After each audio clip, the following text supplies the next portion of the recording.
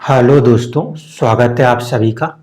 आज जो है हम पूरी दुनिया में जो अभी परिस्थिति है उसके ऊपर एक बार चर्चा करेंगे।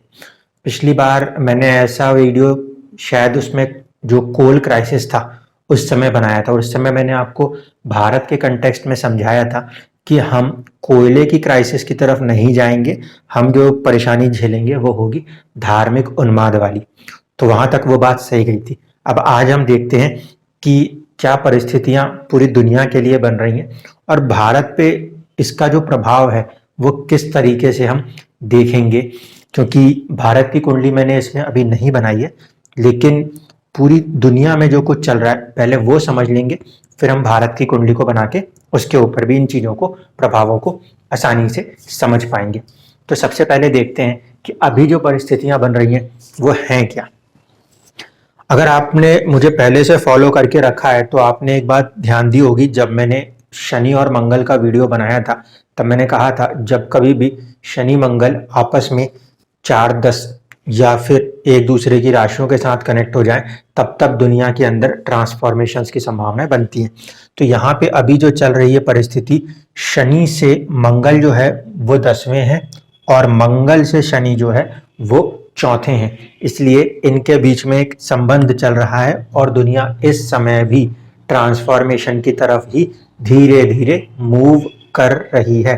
क्योंकि मैंने आपको कहा था जब कभी भी शनि और मंगल आपस में कनेक्ट होते हैं, कोई संबंध बनाते हैं, तो दो राशियों का प्रभाव बढ़ता है। एक ये कि 8 नंबर की राशि में, जो कि मंगल की राशि है, उसके अंदर शनि का नक्षत्र आता है और दूसरा ये कि 10 नंबर कर्म की जो राशि होती है उसमें मंगल का भी नक्षत्र आता है। तो कहीं ना कहीं पूरी दुनिया जो है वो किसी एक कर्म की तरफ जा रही है, 10th हाउस नेचुरल वे में, और साथ ही साथ कहीं ना कहीं 8वां घर जो कि ट्रांसफॉर्मेशन का होता है नेचुरल कुंडली में। नेचुरल कुंडली से हमारा मतलब होता है काल पुरुष की कुंडली में। तो उस हिसाब से दुनिया किसी एक बदलाव की तरफ जा रही है और उसी के लिए वो सारे कर्म को कर रही है। ठीक, ये पहली चीज हुई। ये दोनों, क्योंकि हम किस तरह के ग्रह मानते हैं, क्रूर ग्रह मानते हैं, तो जब भी कुछ क्रूर चीजें होती हैं तो उसमें ही कुछ अच्छा पॉजिटिव फॉर्मेशन भी निकल के आता है। तो ये परिस्थितियां आपस में, इनका संबंध, ये इस समय किसी न किसी बड़े बदलाव के लिए पूरी दुनिया को फिर से मजबूर कर रहा है। अब देखें कि बड़े ग्रहों को पहले समझेंगे, छोटे ग्रहों को इसके बाद लेके आएंगे। शनि जो है वो 2.5 साल के लिए एक राशि में बैठने वाला ग्रह, वो प्रभावित कर रहा है कहीं ना कहीं इस समय 4 नंबर की राशि को। 4 नंबर की राशि को हम देखते हैं किसके लिए? हम इसे देखते हैं हमारे मानसिक खुशी के लिए, मेंटल हैप्पीनेस के लिए, इमोशनल हैप्पीनेस के लिए। इस 4 नंबर की राशि के ऊपर पूरी दुनिया के अंदर इस 4 नंबर की राशि के ऊपर शनि का आस्पेक्ट है और शनि जिस पे अपनी दृष्टि डालता है वहां से चीजों को या उन चीजों से दूर करता है। ये सही बात है कि यहाँ पे शनि का एक नक्षत्र भी आता है, इसीलिए वो उतना बुरा नहीं है, लेकिन क्योंकि वो उसका नेचर है पृथकतावाद, तो मोस्ट ऑफ द चार्ट्स इसलिए कह रहा हूं, जिन कुंडलियों में शनि पॉजिटिव होते हैं यानी कि योग कारक परिस्थितियों में होते हैं उनको छोड़ दें, तो बाकी जो दुनिया भर में सभी चार्ट्स फॉर्मेशन होते हैं उसके अंदर ये दृष्टि हमेशा पृथकतावाद वाली होगी। यानी कि मानसिक तौर पे कहीं ना कहीं अभी भी पूरी दुनिया जो है वो थोड़ा सा अपने आप को डिप्रेशन मोड में लेके चल रही है। साथ ही साथ इस 4 नंबर की राशि के ऊपर केतु का भी एस्पेक्ट है, इसीलिए पूरी दुनिया के अंदर, सभी के मन के अंदर कहीं ना कहीं एक लोनलीनेस की भी फीलिंग क्रिएट हो रही है। और ये परिस्थितियां कब से हो रही हैं? सितंबर 2020 से ये परिस्थितियां थोड़ी ज़्यादा बढ़ी हैं, क्योंकि उस समय राहु केतु के गोचर ने केतु को यहाँ पे लाके खड़ा कर दिया था। तो ये जो फॉर्मेशन है ये कहीं ना कहीं इस समय दर्शा रही है कि पूरी दुनिया के अंदर कहीं ना कहीं इमोशनल पॉइंट के ऊपर एक कोई बड़े बदलाव होते हुए नजर आते हैं। इसी तरीके से शनि की जो एक दृष्टि है वो है 12th हाउस पे, जो कि 3rd एस्पेक्ट है, और साथ ही साथ केतु की जो एक दृष्टि है वो भी इसी 12th हाउस के ऊपर है। अब 12th हाउस क्या होता है? 12th हाउस जो है वो होता है बेसिकली आउटर वर्ल्ड, या फिर 12th हाउस क्या होता है? वो होता है खर्चे, ठीक है, या वो होता है विदेश।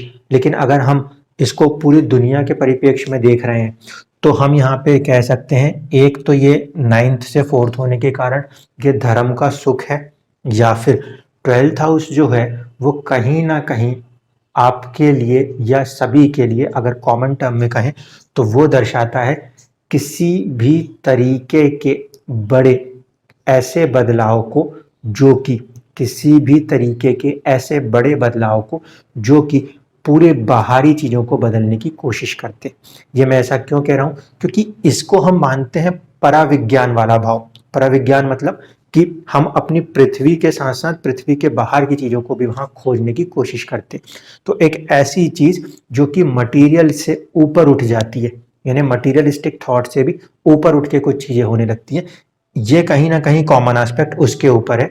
तो उसका प्रभाव भी कहीं ना कहीं हमें देखने को मिल रहा है कि अब दुनिया के अंदर चीज़ें जो हैं वो काफ़ी बदल रही हैं। पुराने बने हुए कुछ कंसेप्ट टूटेंगे, कुछ नए बनेंगे इस एस्पेक्ट के कारण। इसी तरीके से जो पॉजिटिव एस्पेक्ट अगर हम देखने की कोशिश कर रहे हैं तो शनि का जो 7 नंबर की राशि पे एस्पेक्ट है उसी पे गुरु की भी दृष्टि है। इस कारण से 7 नंबर की राशि जो है वो कुछ हद तक व्यापार की राशि होती है, क्योंकि ये भाव व्यापार का होता है, साझेदारियों का होता है। इसीलिए दुनिया के अंदर नए नए तरीके की साझेदारियां बनती हुई नजर आ रही हैं एक कर्म को करने के लिए, क्योंकि शनि और गुरु का जॉइंट एस्पेक्ट कहीं ना कहीं पूरी दुनिया को फोर्स कर रहा है एक साथ फिर से आइए। जिस बात की अपील की गई है कि नया कोई वायरस वेरिएंट आ रहा है तो फिर से एक साथ आइए, ये चीज़ें यहाँ पे मेंटेन करा रही है। अब बात करें इससे आगे कि जो दो शुभ ग्रह होते हैं कुंडली के, एक गुरु और एक शुक्र, ये दोनों के दोनों की दृष्टि तीसरे भाव पर है। तीसरा भाव जो है वो भी बदलाव को दिखाता है, क्योंकि वो अष्टम से अष्टम होता है और वो दर्शाता है कम्युनिकेशन को। इसलिए आप ये भी कह सकते हो कि कहीं ना कहीं कम्युनिकेशन के ऊपर दुनिया इस समय ज़्यादा फोकस हो रही है। 3 नंबर की राशि के ऊपर बहुत ज़्यादा पूरी दुनिया के अंदर फोकस है। कम्युनिकेशंस हर तरह से आप देख रहे हो डिजिटल मीडिया के अंदर, क्योंकि ये मर्क्यूरी की राशि है जो कि डिजिटल मीडिया को कंट्रोल करता है, उसके ऊपर बहुत ज़्यादा चेंजेस आपको देखने को मिल रहे हैं। चाहे वो क्रिप्टो करेंसीज के इशू बन रहे हो, चाहे दूसरे इश्यूज बन रहे हो, वर्क फ्रॉम होम में आ रहा हो, कहीं ना कहीं कम्युनिकेशन डेटाज इसके ऊपर बहुत ज़्यादा दुनिया आगे मूव करती हुई हमें नज़र आ रही है इस गोचरों की परिस्थिति से। अब जो चीज़ें फिलहाल हो रही हैं, पूरी दुनिया जो है, पूरी दुनिया की सरकारें जो हैं वो परेशान होती हुई दिख रही हैं। इसको समझ लीजिएगा, ये बहुत ही अच्छा पॉइंट होगा आपके लिए जो ज्योतिष सीखना समझना चाहते हैं। जब तक केतु 9 नंबर की राशि में हुआ करता था तब तक हम देखते थे कि हमें परिस्थितियां दिसंबर और जनवरी के आसपास आके हमारी सरकारें जागती थी और काम होता था। अभी की जो सिचुएशन बन रही है उसके अंदर केतु जो है, जो सितंबर 2020 से ऑलमोस्ट आपके 8 नंबर की राशि में आया है, तो जैसे ही 8 नंबर की राशि में सूर्य, जो कि सरकार का कारक ग्रह होता है, अथॉरिटी होती है, वो इसके साथ फॉर्म होती है, उस पीरियड में जाकर हम देखते हैं कि सरकारों के अंदर भी एक थोड़ा सा सोचने का, मंथन करने का समय शुरू हो जाता है। क्योंकि मैंने आपको कहा था कि केतु इज ए सिंक, उसके साथ जब भी कोई ग्रह जुड़ जाता है तो कहीं ना कहीं उस पोटेंशियल के अंदर कुछ कमियां उसमें आने लगती है, उसमें इंट्रोवर्ट ऑब्जर्वेशन की रिक्वायरमेंट हो जाती है। तो यहाँ पर भी यही परिस्थिति हमें देखने को मिलती है।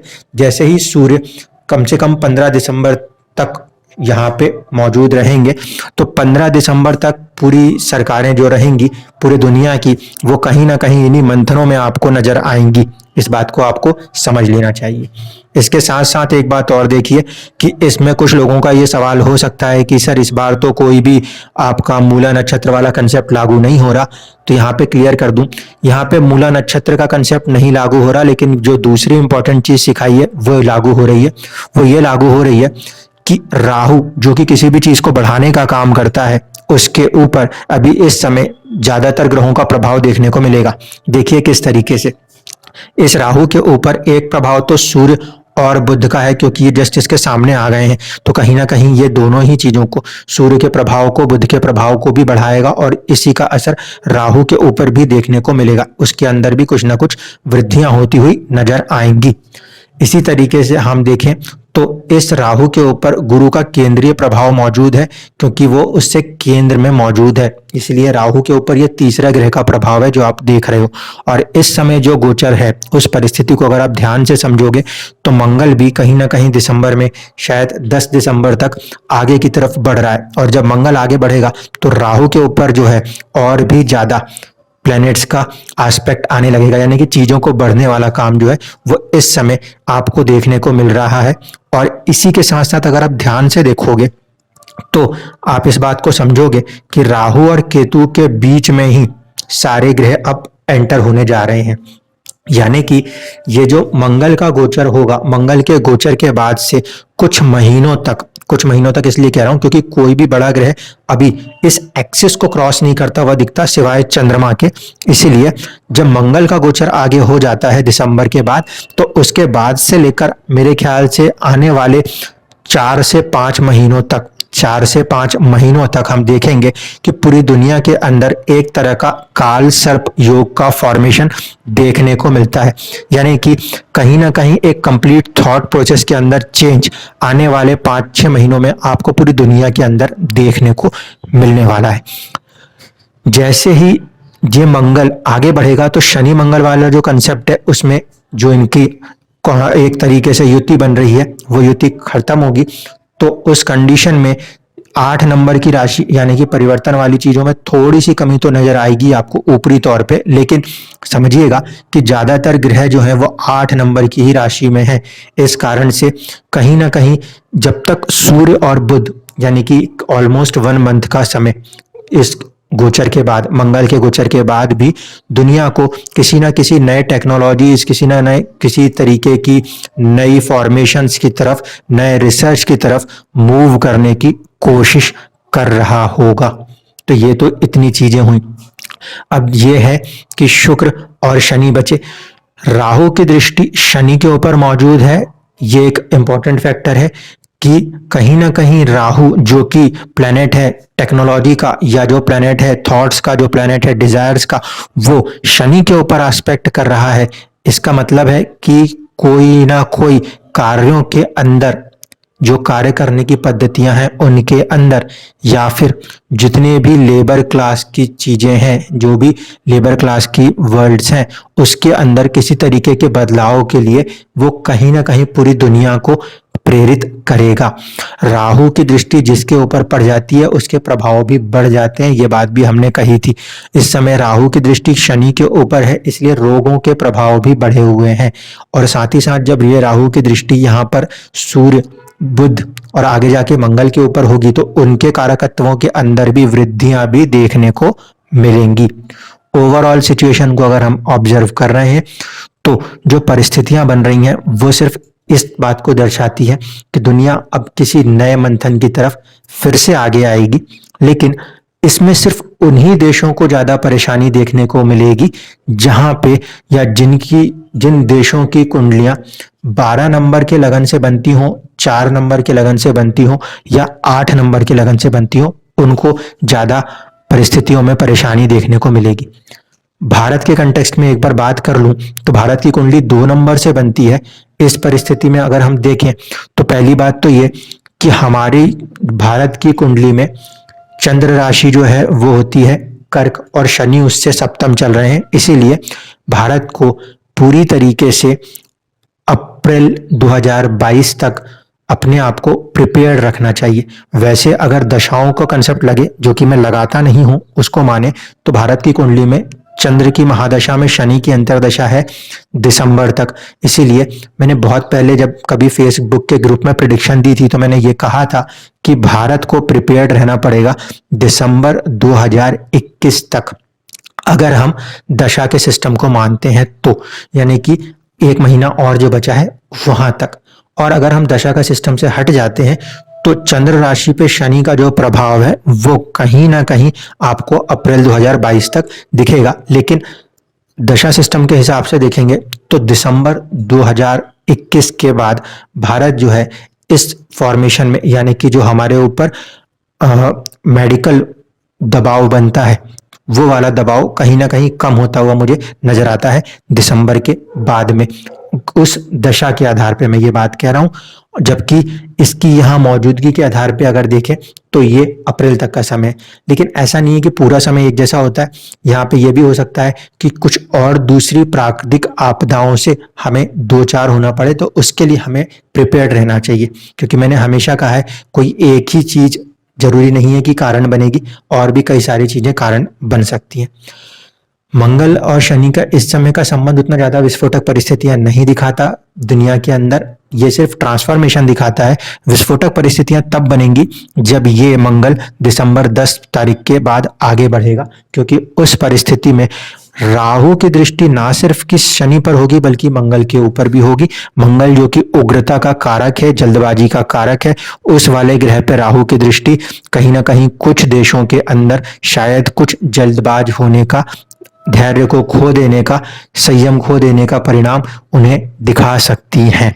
इसीलिए देशों के लिए और लोगों के लिए भी ये बहुत ज्यादा जरूरी है कि जैसे ही 10 दिसंबर आता है उसके बाद कम से कम 1.5 महीने के लिए हर इंसान अपने गुस्से के ऊपर, अपने संयम के ऊपर, अपने पूरे पोटेंशियल के ऊपर बिल्कुल ठंडे दिमाग से भरोसा करते हुए उसको कंट्रोल करे। बेवजह के गुस्से, बेवजह की जल्दबाजी पना के कारण ना सिर्फ की दुनिया बल्कि इंडिविजुअल्स पर्सन को भी बेवजह के नुकसान हो सकते हैं। इसीलिए उन चीजों को कम से कम 1.5 महीने तक हमें संभालना पड़ेगा। इसके अलावा आप कहीं पे भी कुछ और फॉर्मेशन देख रहे हो तो वो एक फॉर्मेशन है जो कि समझ लेनी चाहिए। आने वाले समय के बाद जो हमारा कालसर्प फॉर्मेशन होगा उसमें 3 नंबर की राशि, 4 नंबर की राशि, 5 नंबर की राशि, 6 नंबर की राशि और 7 नंबर की राशि, इतनी राशियों के ऊपर जो है ऑलमोस्ट एक पर्दा जैसा पड़ जाएगा, क्योंकि राहु और केतु की एक्सिस से ये वाला पूरा एरिया जो है वो कहीं ना कहीं खाली होता हुआ नजर आ रहा है। मेरे को जहां तक ध्यान आता है शायद ऐसी परिस्थितियां कुछ ही सालों में क्रिएट हुई थी, जैसे 86 या 87 के दरमियान, और उसके पहले भी कुछ सालों में। तो ऐसे जब भी ये फॉर्मेशंस आए हैं तब धीरे धीरे कुछ ऐसी चीजें हुई हैं, कुछ ऐसे रिजल्ट्स हुए हैं जो आगे जाके कुछ बड़े बदलाव की तरफ देखते हैं। मुझे अगर वर्ल्ड इकोनॉमिक्स ना कहूँ कि वर्ल्ड अफेयर्स ही कहूँ, तो वहां पे ये वो दौर था जब 86, 87, 88, 89 में जाते जाते रशिया यानी कि यूएसएसआर जो है वो टूट गया था। तो अभी भी शायद कुछ ऐसी ही परिस्थितियां दुनिया के अंदर फिर से बनती हुई दिख रही हैं, जैसे कि तालिबान का राइज हुआ, उस समय भी कहीं ना कहीं अफगानिस्तान का राइज हुआ था। अब ये देखना होगा इंडिविजुअल किसी भी देश की कुंडली से कि ये इम्पैक्ट्स जाने किसकी तरफ वाले हैं, रशिया के ऊपर जाता है, चाइना के ऊपर जाता है या कहाँ जाता है। लेकिन जो भी परिस्थितियां बनती हैं वो कोई ना कोई एक साइक्लिक फैशन में बनती हैं। अगर आप थोड़ा सा अपने आप को जागरूक रखें और पीछे की हिस्ट्रियों को एक बार खंगालना शुरू करेंगे तो आप समझ जाएंगे कि एस्ट्रोलॉजी के अंदर ग्रह जब भी गोचर करते हैं तो उनका कोई ना कोई फॉर्मेशन कुछ रिजल्ट देता है। इस बात से मेरी ये मतलब है कि आप लोग अपने आप को जागरूक रखेंगे, सतर्क रखेंगे, तो आपके ऊपर आने वाली जो परेशानियां हैं उसको आप समझ भी लोगे और बहुत आसानी से अपने आप को मेंटली प्रिपेयर्ड करके निकाल लोगे। क्योंकि दुनिया जब युद्ध में उतरती है तो वो युद्ध इसलिए लड़के जीत पाती है क्योंकि वो मेंटली प्रिपेयर्ड होती है। तो आई होप कि आपको ये चीज समझ में आई होगी और आप लोग भी अपने सेहत का पूरा ख्याल रखेंगे। किसी भी तरह के गुस्से को बिल्कुल कंट्रोल में रखें, कम से कम दिसंबर के बाद से लेकर 1.5 महीने तक। धन्यवाद।